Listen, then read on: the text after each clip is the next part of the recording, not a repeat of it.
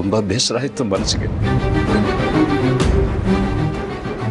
ನನಗೂ ತುಂಬ ಬೇಸರ ಆಗಿದೆ ನಡೆದಿರೋದ್ರ ಬಗ್ಗೆ. ತಪ್ಪುಗಳು ಆಗಬಾರ್ದು ಅನ್ಕೋತೀವಿ, ಆದರೂ ಆಗ್ಬಿಡುತ್ತೆ. ತಪ್ಪು ಮಾಡಿದ ಮೇಲೆ ಅದಕ್ಕೆ ತಕ್ಕ ಶಿಕ್ಷೆ ಅನುಭವಿಸಲೇಬೇಕಲ್ಲ.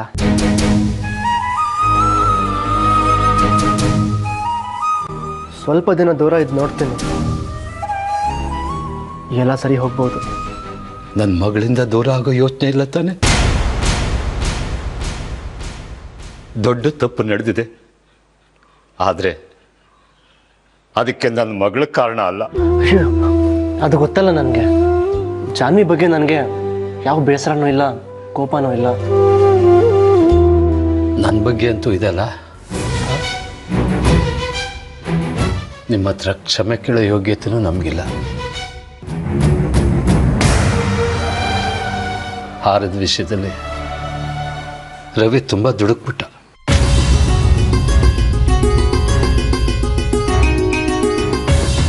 ಓ, ಆ ವಿಷಯನ ನೀವು ಮಾತಾಡಕ್ಕೆ ಬಂದಿರೋದು? ಹೌದು, ಇನ್ಯಾವ ವಿಷಯ ಅನ್ಕೊಂಡ್ರಿ?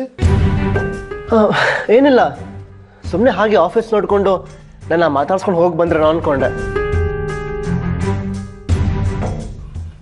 ಹಾರ ಮಾರಕ್ಕೆ ಹೋಗಿ ರವಿ ನಮ್ಮ ಮನೆ ಮರ್ಯಾದೆನೇ ಕಳೆದ್ಬಿಟ್ಟ. ನನ್ನ ಮಗಳು ಮರ್ಯಾದೆನು ಅತ್ತೆ ಮನೇಲಿ ಕಡಿಮೆ ಆಗಿರ್ಬೇಕಲ್ಲ?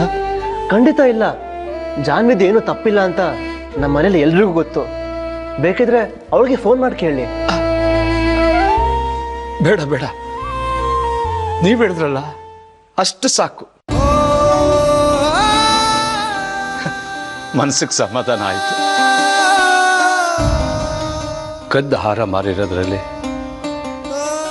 ರವಿದು ಮಾತ್ರ ತಪ್ಪಿಲ್ಲ, ನನ್ನ ಪಾಲು ಇದೆ. ರವಿ ಹಾಗೆ ಮಾರೋದಕ್ಕೆ ಕಾರಣ ನಾನೇ. ಅಪ್ಪ ಆಗಿ ಅವ್ರಿಗೆ ಒಂದು ಚೂರು ಆಸ್ತಿ ಮಾಡಿದ್ರೆ ಈ ದಾರಿ ಎಲ್ಲ ಹಿಡಿತಿರ್ಲಿಲ್ಲ.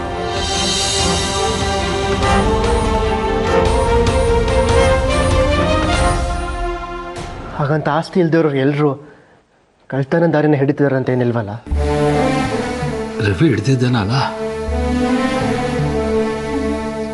ಮುಂದೆ ಈ ಥರ ಆಗದೆ ಇರೋ ಥರ ಎಚ್ಚರ ವಹಿಸ್ತೀನಿ. ಮಾವ ಪ್ಲೀಸ್, ಏನು ಮಾಡ್ತಿದ್ದೀರಾ? ಇಷ್ಟಕ್ಕೆಲ್ಲ ಕೈ ಮುಗಿದ್ರೆ ನನಗೆ ಹಿಂಸೆ ಆಗತ್ತಾ? ನನ್ನ ಮನಸ್ಸು ಹಿಂಸೆ ಆಗ್ತಿದೆ. ನಮ್ಮಿಂದ ಆಗಿರೋ ತಪ್ಪಿಗೆ ಕ್ಷಮೆ ಸಿಗುತ್ತಾ? ಕ್ಷಮಿಸೋ ಪ್ರಶ್ನೆನೇ ಬರಲ್ಲ ಇಲ್ಲಿ. ನಾನು ಅದನ್ನು ಯಾವತ್ತೂ ಮರ್ತು ಬಿಟ್ಟಿದ್ದೀನಿ.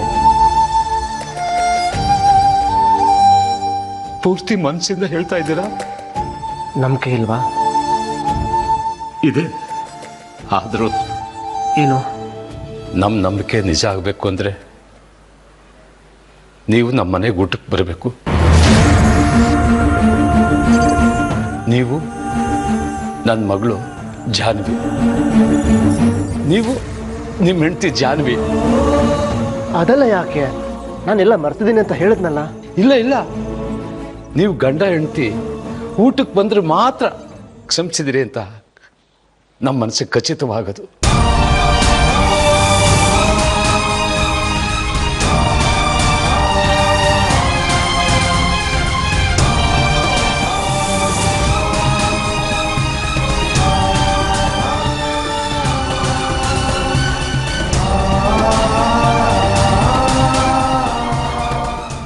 ದಯವಿಟ್ಟು ಇದೊಂದ್ಸಲ ಇಲ್ಲ ಅಂತ ಹೇಳ್ದೆ ಬಂದ್ಬಿಡಿ.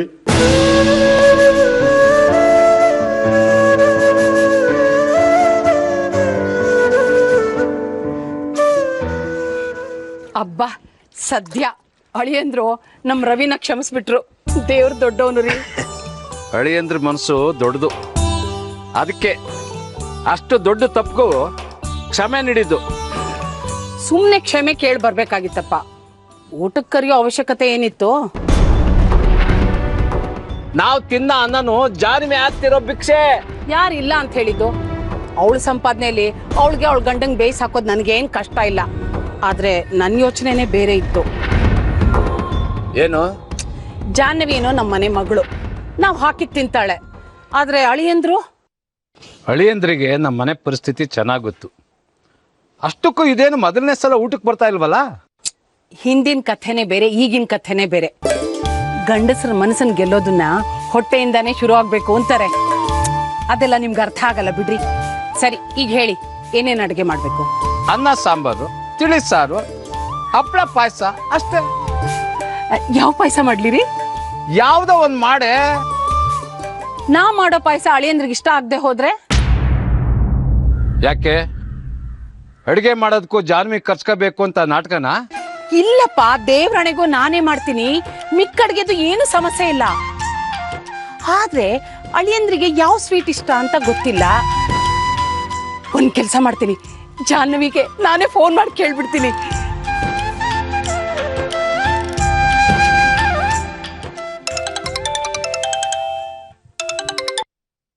ಹಲೋ ಹಲೋ, ಜಾಹ್ನವಿ, ಅಳಿಯಂದ್ರಿಗೆ ಏನ್ ಇಷ್ಟಾನೆ?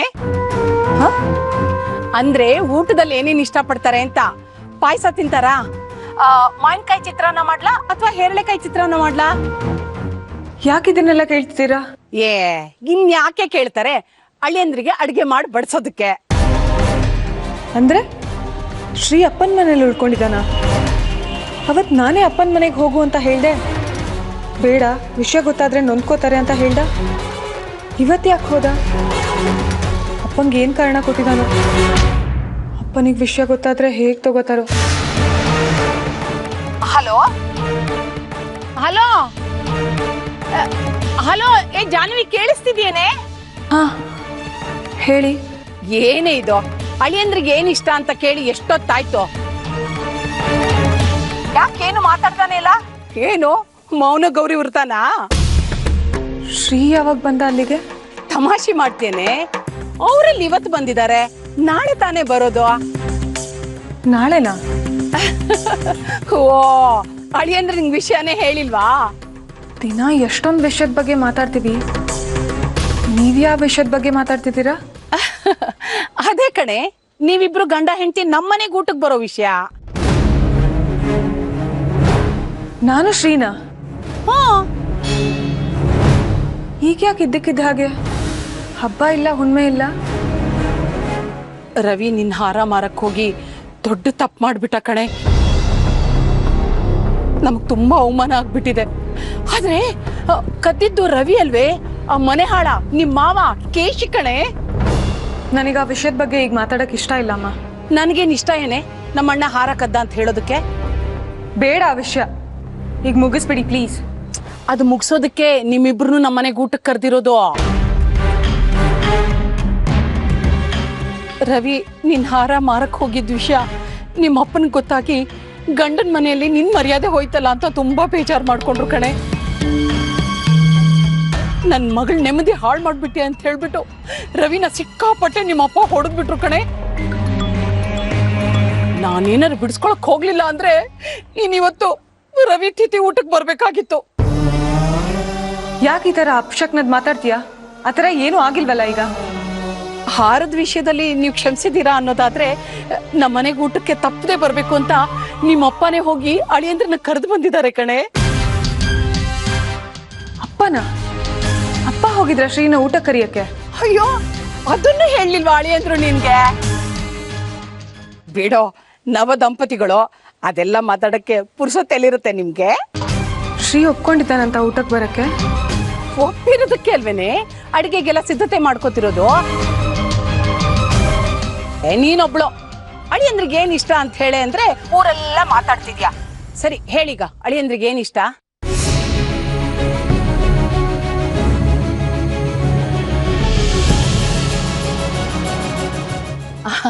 Hello hello, Janhvi.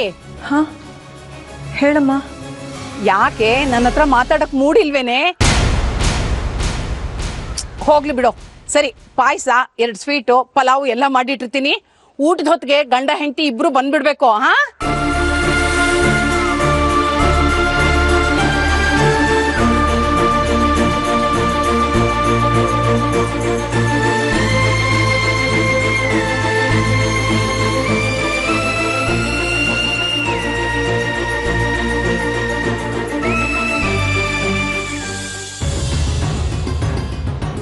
ಈಗ ಏನು ಮಾಡ್ತೀಯ ಜಾನ್ವಿ?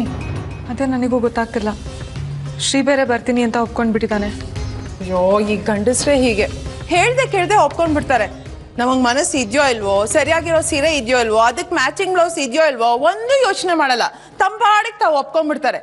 ನಮ್ಮ ಯಜಮಾನ್ರು ಹೀಗೆ ಹೇಳ್ದೆ ಕೇಳ್ದೆ ಸಿನಿಮಾ ಟಿಕೆಟ್ ತಂದ್ಬಿಡೋರು. ಹಾಗೆ ತಂದೆ ಎಡಕಲ್ಲು ಗುಡ್ಡದ ಮೇಲೆ 28 ಸಲ ನೋಡಿದ್ದೀನಿ. ನನ್ನನ್ನ ತೇಜ್ ಜಯಂತಿ ತರ ಇದೆಯಾ ಅಂತ ಹೇಳೋರು. ಹೌದೇನೆ ವಸು? ಅದ್ರಲ್ಲಿ ಒಂದ್ ಚೆನ್ನಾಗಿರೋ ಹಾಡಿದೆಯಲ್ಲ, ಯಾವ್ದು ಹೇಳು? ಹಾ, ವಿರಹ ನೂರು ನೂರು ತರಹ, ವಿರಹ ಪ್ರೇಮ ಕಾವ್ಯದ ಕಹಿ ಬರಹ. ಕಲಾ ಅಕ್ಕ, ಇಲ್ಲಿ ಏನ್ ನಡೀತಿದೆ? ನೀವೇನ್ ಮಾಡ್ತಿದ್ದೀರಾ? ಏನ್ ನಡೀತಿದೆ? ಜಾಹ್ನವಿ ಅವರಮ್ಮ ಅವಳಿಗೆ ಫೋನ್ ಮಾಡಿ ಊಟಕ್ಕೆ ಕರೆದಿದ್ದಾರೆ. ಹೇಗ್ ಹೋಗೋದು ಅಂತ ಅವಳು ಟೆನ್ಷನ್ ಮಾಡ್ಕೊಂಡಿದ್ದಾಳೆ. ಅಯ್ಯ, ಅದಕ್ಕೆ ಟೆನ್ಷನ್ ಮಾಡ್ಕೋಬೇಕು? ಕರ್ದಿದ್ದಾರೆ, ಹೋದ್ರಾಯ್ತು. ಯಾಕೆ ನಿಂಗೆ ನಿಮ್ಮ ಅಪ್ಪನ ಮನೆ ದಾರಿ ಗೊತ್ತಿಲ್ವೇನೆ ಜಾನ್ವಿ? ಅಜ್ಜಿ ಒಪ್ಬೇಕಲ್ಲ. ಅತ್ತೆ ಅಂತೂ ಖಂಡಿತ ಒಪ್ಪಲ್ಲ. ಹಾರದ ವಿಷಯದಲ್ಲಿ ನಿನ್ ತಮ್ಮ ರವಿ ಮತ್ತೆ ನಿಮ್ ಮನೆಯವ್ರ ಮೇಲೆ ತುಂಬಾ ಕೋಪ ಮಾಡ್ಕೊಂಡಿದ್ದಾರೆ. ನಿಮ್ಮ ಅಮ್ಮಂಗ್ ಫೋನ್ ಮಾಡಿ ಬಾಯಿಗೆ ಬಂದಾಗ ಬೈದಿದ್ದಾರೆ. ಈಗ ನಿಮ್ಮಮ್ಮ ಫೋನ್ ಮಾಡಿ ಊಟ ಕರೆದ ತಕ್ಷಣ ಅತ್ತೆ ಎಲ್ಲ ಮರ್ತು ಕಳ್ಸ್ಬಿಡ್ತಾರೆ ಅನ್ಕೊಂಡಿದ್ಯಾ? ನನ್ಗಂತೂ ಹಾಗ ಅನ್ನಿಸ್ತಿಲ್ಲ. ಅನ್ಸೋದೇನೋ ಸಾಧ್ಯನೇ ಇಲ್ಲ. ಹಾವಿನ ದ್ವೇಷ 12 ವರ್ಷ, ನಮ್ಮ ಅತ್ತೆ ದ್ವೇಷ 100 ವರ್ಷ. ಅವರು ಬದುಕಿರ್ಬೇಕು ಅಷ್ಟೇ. ಒಂದ್ ವೇಳೆ ನಿಮ್ಮಮ್ಮ ನಿನ್ನನ್ ಮಾತ್ರ ಕರೆದಿದ್ರೆ ಅತ್ತೆ ಒಪ್ತಿದ್ರೋ ಏನೋ. ಶ್ರೀನು ಬರ್ತಾನೆ ಅಂದ್ರೆ ಮುಗ್ದೆ ಹೋಯ್ತು. ಹಾ ಹೌದೌದು, ನೀನು ಒಬ್ಳೇ ಇದ್ದಾಗ ಬ್ಯಾಂಕಲ್ಲಿ ಬಸ್ ಸ್ಟ್ಯಾಂಡಲ್ಲಿ ಅವನನ್ನ ಮಾತಾಡ್ಸೋದನ್ನ ಅವಾಯ್ಡ್ ಮಾಡ್ಬೋದು ನೀನು. ಆದ್ರೆ ನಿಮ್ಮ ಅಪ್ಪನ ಮನೇಲಿ ಹೇಗೆ ಅವಾಯ್ಡ್ ಮಾಡ್ತೀಯಾ? ಈ ಹಾರದ ವಿಷಯದಲ್ಲಿ ಕ್ಷಮೆ ಕೇಳಕ್ಕೆ ಕರೀತಾ ಇದ್ದಾರೆ ಅಂತ ಹೇಳ್ತಿದ್ಯಾ? ಇದರಿಂದ ನಿಮ್ ಸಂಬಂಧಕ್ಕೆ ಏನಾದ್ರು ತೊಂದರೆ ಆಗಿದೆಯಾ ಅಂತ ಅವ್ರ ಕಣ್ಣು ನಿಮ್ ಮೇಲೆ ಇರತ್ತೆ. ನೀವಿಬ್ರು ಸ್ವಲ್ಪ ಅಸಹಜವಾಗಿ ನಡ್ಕೊಂಡ್ರೆ ಸಾಕು, ಅವ್ರು ಕಂಡಿಡ್ಬಿಡ್ತಾರೆ. ನಿಮ್ಮಮ್ಮನ ಬಾಯಿ ಬೇರೆ ದೊಡ್ಡದು. ವಿಷಯ ಗೊತ್ತಾದ್ರೆ ಮಗಳು ಮರ್ಯಾದೆ ಹೋಗತ್ತೆ ಅನ್ನೋದು ನೋಡ್ದೆ ಊರ್ಗೆಲ್ಲ ಸುದ್ದಿ ಮಾಡ್ಬಿಡ್ತಾರೆ. ಇದು ಅತ್ತೆಗೂ ಗೊತ್ತಿರುತ್ತೆ. ನಾನೀಗೇನ್ ಮಾಡ್ಲಿ? ಅಮ್ಮ ಫೋನ್ ಮಾಡಿ ಊಟಕ್ಕೆ ಕರೆದಿರೋ ವಿಷಯ ಅಜ್ಜಿಗೆ ಹೇಳೋ ಬೇಡವೋ? ಬೇಡವೇ ಬೇಡ.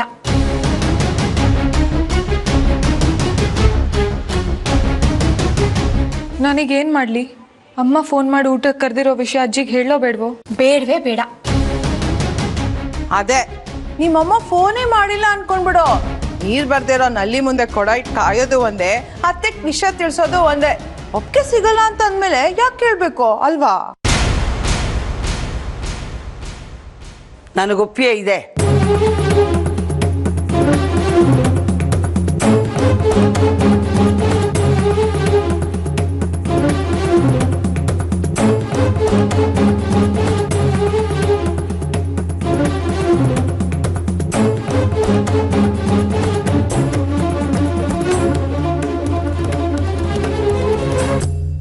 ಅದೇ ಏನ್ ವಿಷಯ ಗೊತ್ತಾತೆ?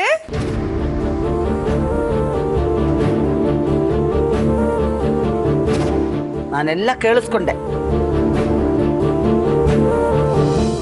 ಇವಳ ತವ್ರನವ್ರ ಬಗ್ಗೆ ನನಗೆಷ್ಟೇ ಬೇಸರ ಅಸಮಾಧಾನಗಳಿರಬಹುದು, ಹಾಗಂತ ಅವಳನ್ನ ಅಲ್ಲಿಗೆ ಹೋಗ್ಬೇಡ ಅಂತ ಹೇಳಿದ್ರೆ ಅದು ತಪ್ಪಾಗುತ್ತೆ.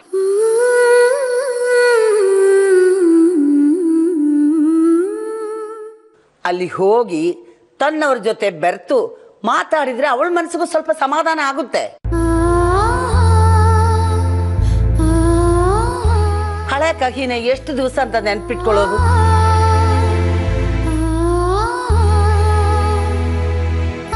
ಎಲ್ಲ ತಾನಾಗೆ ಸರಿ ಹೋಗೋದಾದ್ರೆ ನನಗೂ ಸಂತೋಷನೇ.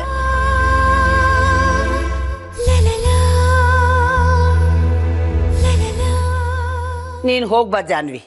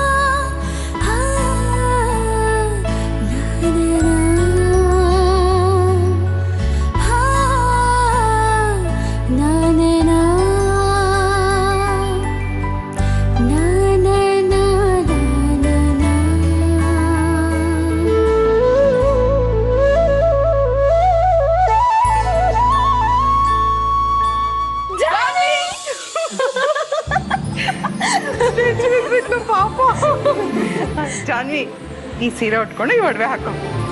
ಬೇಡ ಜಾನ್ವಿ, ನಿನ್ ಬಾಯ್ಲಿ ನೋಡು, ನೀನ್ ಈ ಸೀರೆ ಉಟ್ಕೋ, ಈ ಕಲರ್ ನಿಂಗೆ ತುಂಬಾ ಚೆನ್ನಾಗಿ ಒಪ್ಪತ್ತೆ, ತಗೋ. ಏ ನೀನೊಬ್ಳು, ಅವಳು ಯಾವ ಕಲರ್ ಉಟ್ಕೊಂಡ್ರು ತುಂಬಾ ಚೆನ್ನಾಗಿ ಕಾಣುತ್ತೆ, ದೇವತೆ ಕಳೆ ಇದೆ ಅವಳಿಗೆ. ಹಾಗಾದ್ರೆ ಈ ಸೀರೆ ಉಟ್ಕೊಳ್ಳಿ ಬಿಡಿ. ಬೇಡ, ನನ್ ಸೀರೆನ ಉಟ್ಕೊಳ್ಳಿ. ನೋಡಿ ಗ್ರೀನ್ ಎಷ್ಟು ಚೆನ್ನಾಗಿದೆ, ಬುಟ್ಟ ಎಲ್ಲ ಇದೆ, ನಿಂದೆಲ್ಲ ಪ್ಲೇನು. ಬೇಡ ಜಾನ್ವಿ, ಈ ಕಲರ್ ನಿಂಗೆ ತುಂಬಾ ಚೆನ್ನಾಗಿ ಇಷ್ಟೆಲ್ಲ ಗ್ರ್ಯಾಂಡ್ ಸೀರೆ ಯಾಕೆ? ನಾನು ಯಾವ ಫಂಕ್ಷನಿಗೂ ಹೋಗ್ತಿಲ್ಲ, ಅಪ್ಪನ ಮನೆಗೆ ಊಟಕ್ಕೆ ಹೋಗ್ತಿರೋದು. ಗೊತ್ತು ಮೇಡಮ್, ಆದ್ರೆ ಅಲ್ಲಿ ನಮ್ಮ ಮಗನು ಬರ್ತಾನಲ್ಲ. ನೀನು ನಿನ್ ತವ್ರ ಮನೆಗೆ ಹೋಗ್ತಿರೋದು ಊಟಕ್ಕೆ ಅಂತ ನೆಪ ಮಾತ್ರ, ಆದ್ರೆ ನಮ್ ಮಗನ್ ವಾಪಸ್ ಕರ್ಕೊಂಡ್ ಬರ್ತಿದ್ಯಾ ಅನ್ನೋದೇ ದೊಡ್ಡ ಸಂಭ್ರಮ ನಮ್ಗೆ. ಹಾ, ಶ್ರೀ ಮನೆ ಬಿಟ್ಟು ಹೋದ್ಮೇಲೆ ಇದೇ ಮೊದಲನೇ ಸಲ ನೀನಾಗೆ ಶ್ರೀನ ಮೀಟ್ ಮಾಡಕ್ ಹೋಗ್ತಾ ಇದ್ಯಾ. ನಮ್ ಹುಡ್ಗನ್ ಕಣ್ಣಿಗೆ ನೀನು ಲಕ್ಷಣವಾಗಿ ಮುದ್ದಾಗಿ ಕಾಣಿಸೋದ್ ಬೇಡ್ವಾ? ಆದ್ರೆ ಶ್ರೀಗ್ ನಾನು ಸಿಂಪಲ್ ಆಗಿರೋದೇ ಇಷ್ಟ. ಹಾಗೆ ಅವನ್ಗೆ ರೊಮ್ಯಾಂಟಿಕ್ ಆಗಿರೋದು ಇಷ್ಟ, ಗೊತ್ತಾ?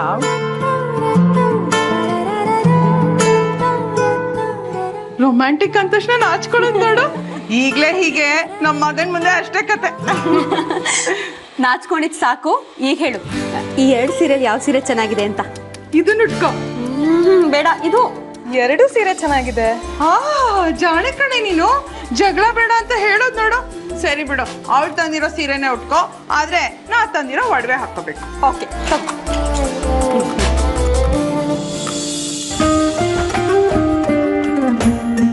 ಜ್ಯುವೆಲ್ರಿ ತುಂಬಾ ಚೆನ್ನಾಗಿದೆ. ಈ ನೆಕ್ಲೆಸ್ ಅಜ್ಜಿ ನಿಮಗೆ ಮದ್ವೆಲ್ ಕೊಟ್ಟಿದ್ದ? ಅಲ್ಲ ಕಣಿ, ನಮ್ಮ ಯಜಮಾನ್ರು ಕೊಟ್ಟಿದ್ದು. ಈ ನೆಕ್ಲೆಸ್ ಹಿಂದೆ ಒಂದ್ ದೊಡ್ಡ ಕಥೆನೇ ಇದೆ, ಗೊತ್ತಾ? ಏನು? ಬೇಡ ಜಾನ್ವಿ. ಯಾಕೆ ಬೇಡ ಅಂತ್ಯಾ? ಅವಳಿಗೂ ಗೊತ್ತಾಗ್ಲಿ ಅವ್ರ ಚಿಕ್ಕಪ್ಪ ಎಂತವ್ರು ಅಂತ. ಏನ್ ಗೊತ್ತಾ ಜಾನ್ವಿ, ಹಸೆಮಣೆ ಏರೋವರೆಗೂ ಗಂಡು ಹೆಣ್ಣು ಒಬ್ರನ್ನೊಬ್ರು ನೋಡ್ಕೋಬಾರ್ದು ಅಂತ ಅತ್ತೆ ಹೇಳಿದ್ರು. ಆದ್ರೆ ನನ್ ಗಂಡ ತುಪ್ಪ ಕಿಲಾಡಿ.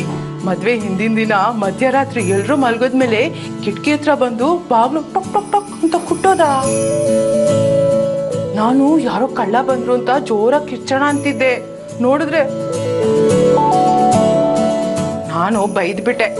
ಏನ್ರಿ ನಿಮ್ಮ ಅಮ್ಮನ್ ಮಾತ್ ಮೀರ್ ಬಂದಿದ್ದೀರಲ್ಲ, ಗೊತ್ತಾದ್ರೆ ನನ್ ಗತಿ ಏನು ಅಂತ.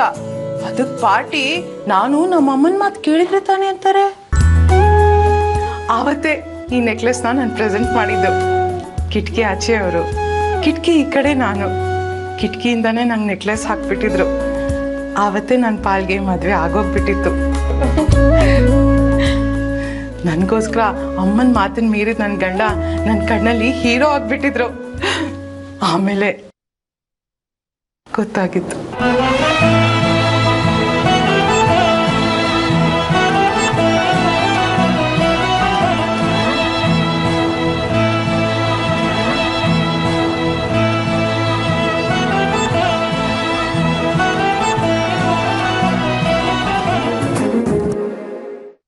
ಅಯ್ಯೋ, ನಾನೊಬ್ಳು ಗಂಡನ ಹತ್ರ ಹೋಗಿ ಎಲ್ಲ ಸರಿ ಮಾಡ್ಕೊಳಕ್ ಹೊರಟಿರೋ ನಿಮ್ ಮುಂದೆ ನನ್ ದೂರ ಆಗಿರೋ ಗಂಡನ ವಿಚಾರ ಹೇಳ್ತಾ ಇದ್ದೀನಿ. ಸಾರಿ ಕಣೆ. ಹಲೋ, 1 ನಿಮಿಷ. ಖುಷಿಯಾಗಿರೋ ಟೈಮಲ್ಲಿ ಯಾಕೆ ಕಣ್ಣೀರ್ ಹಾಕ್ತಾ ಇದ್ದೀರಾ?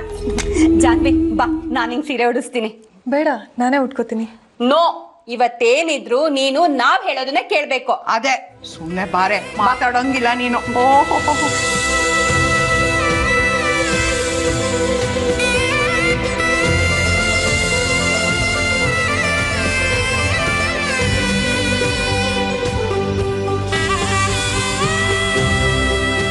ಇಷ್ಟು ಚೆನ್ನಾಗಿ ಕಾಣ್ತಿದ್ಯಾ ಗೊತ್ತಾ? ನಮ್ ದೃಷ್ಟಿನೇ ತಾಗುತ್ತೆ ನಿಂಗೆ. ನಮಗೆ ಹೀಗ ಅನ್ಸ್ತಿದೆ, ಈ ನಮ್ ಮಗ ನೋಡಿದ್ರೆ ಅಷ್ಟೇ. ಅಷ್ಟೇ ಆಗ್ಲಿ ಅಂತ ತಾನೆ ನಾವು ಅವಳನ್ನ ಇಷ್ಟೊಂದೆಲ್ಲ ರೆಡಿ ಮಾಡಿರೋದು. ಇವತ್ತು ನಿನ್ ಬಗ್ಗೆ ನಂಗೆ ತುಂಬಾ ಹೆಮ್ಮೆ ಅನಿಸ್ತಿದೆ. ಶ್ರೀ ಮದ್ವೆ ಮಾಡ್ಕೊಂಡು ನಿನ್ನ ಈ ಮನೆಗೆ ಕರ್ಕೊಂಡ್ ಬಂದಿದ್ದ, ಆದ್ರೆ ಇವತ್ ನೀನು ನನ್ ಮಗನ್ನ ಕರ್ಕೊಂಡ್ ಬರಕ್ ಹೋಗ್ತಿದ್ಯಾ.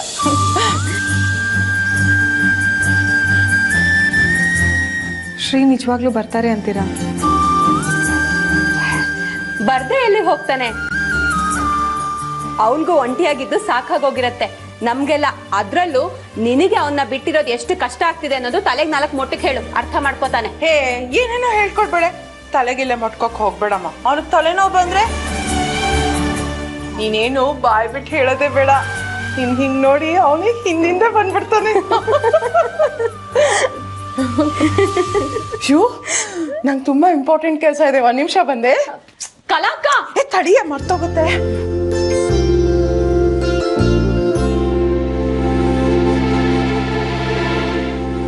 ಶ್ರೀ ರೆಡಿನಾ?